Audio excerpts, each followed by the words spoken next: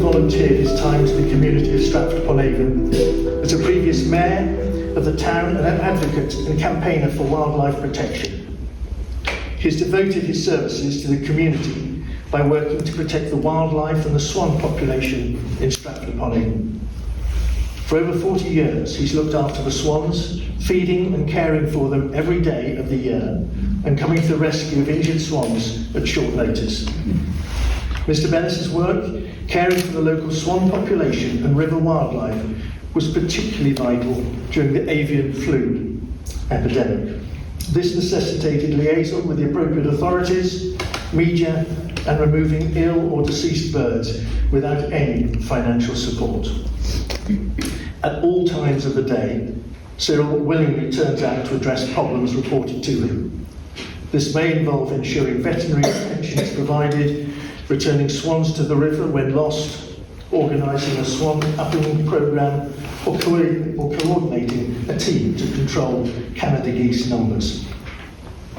I mentioned that I've known Cyril for a few years, and literally last week, my bookkeeper in the office got on the phone to Cyril, and I didn't know that she knew you, Cyril, and she was again reporting an incident which was one of the issues with the swans in Stratford. So again, Cyril, thank you for what you've done. Would you like to? Thank you, James.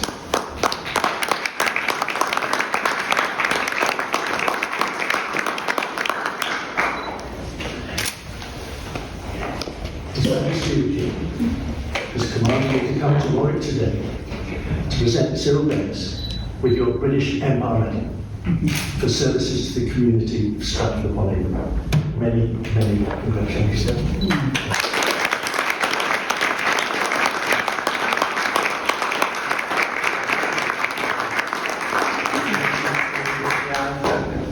Thank you, folks.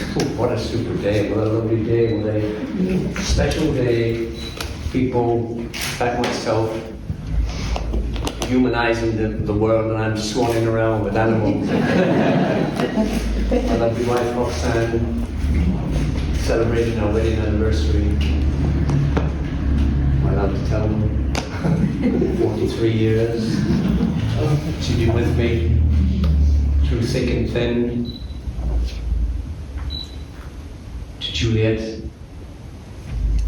to cousin Cecilia, and to our friends from Paris who come over here to see us and to be here to witness this wonderful occasion. I would never have dreamt it in my life.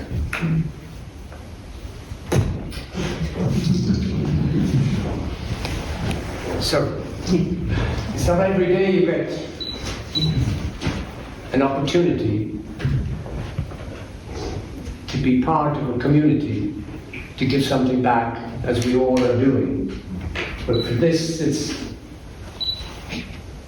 for the community in Stratford-upon-Avon, for our visitors. And I will cherish this.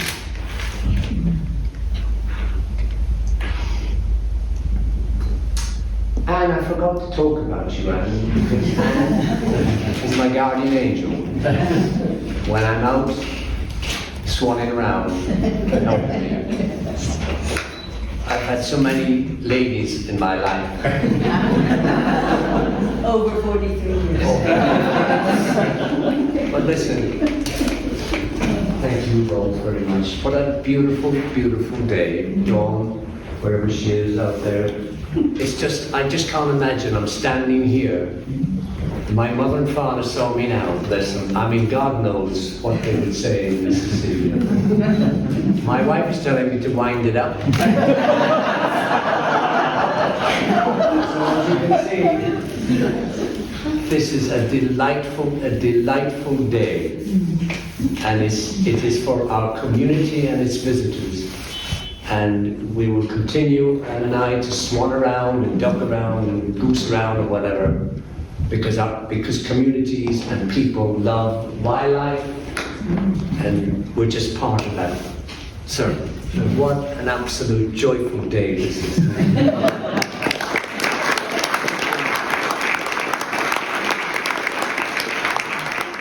Cyril, Cyril Bennis, BEM. BEM, British Empire Medal. How does that feel? Oh, listen, this has just been a magical day. You received it from the Lord Lieutenant Unbelievable. from Warwickshire today. You got a Just little bit been- emotional there. I was emotional. But it's not every day that you can be honoured as an individual for doing something that you love and you care for, and you're bringing with you your community and its visitors and everybody. We're all together and we're all doing a little bit. I just happen to be swanning around more than everybody else, but you know, I wish my mum and dad, obviously they're passed away, but I would never have imagined it as a young kid growing up back in Ireland.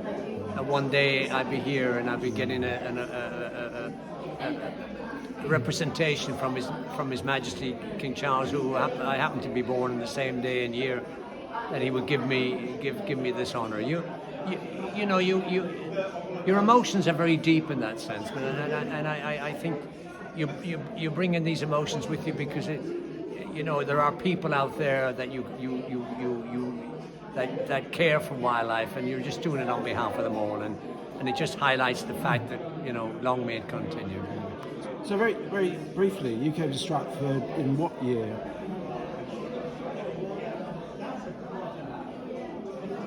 My wife Roxanne knows more than what I do than I know myself.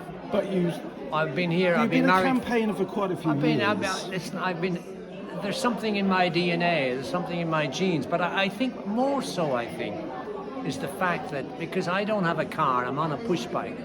I'm on the streets. I'm on the pavements. I'm in the shops. You talk to people, communicate, and it brings about an understanding of what's going on in your community.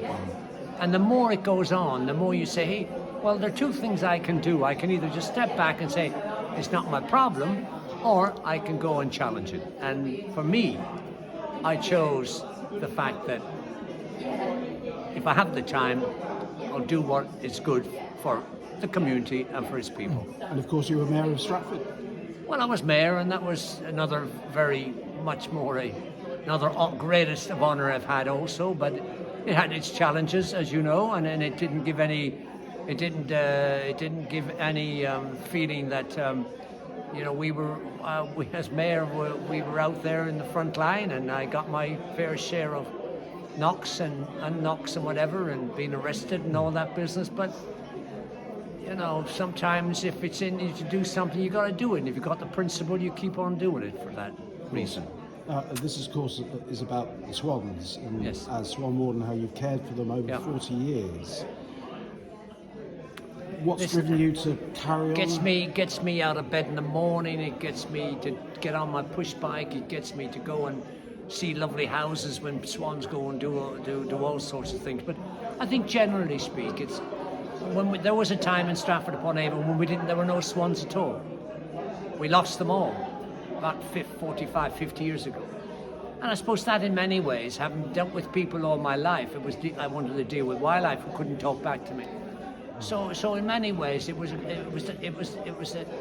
a quest really to do what we could do to help wildlife, and that's what you're doing, is helping them, and that's what you've done all your years, is to help them. I've begun to understand them, but I will never be able to really understand what they do. But we just give them a helping hand. And they're thriving now. Well, we won't complain. Avian flu is still around the corner. Avian flu is still with us. There are challenging times ahead for wildlife, but the most important thing is, I think there's a voice for wildlife and for human impact and for human desire to change things when things go wrong. That to me is most important. Cyril, many congratulations. Thank you very much, Mark. Bless you. Enjoy your day. Thank you. I certainly will. Thank you. I'm just beginning to.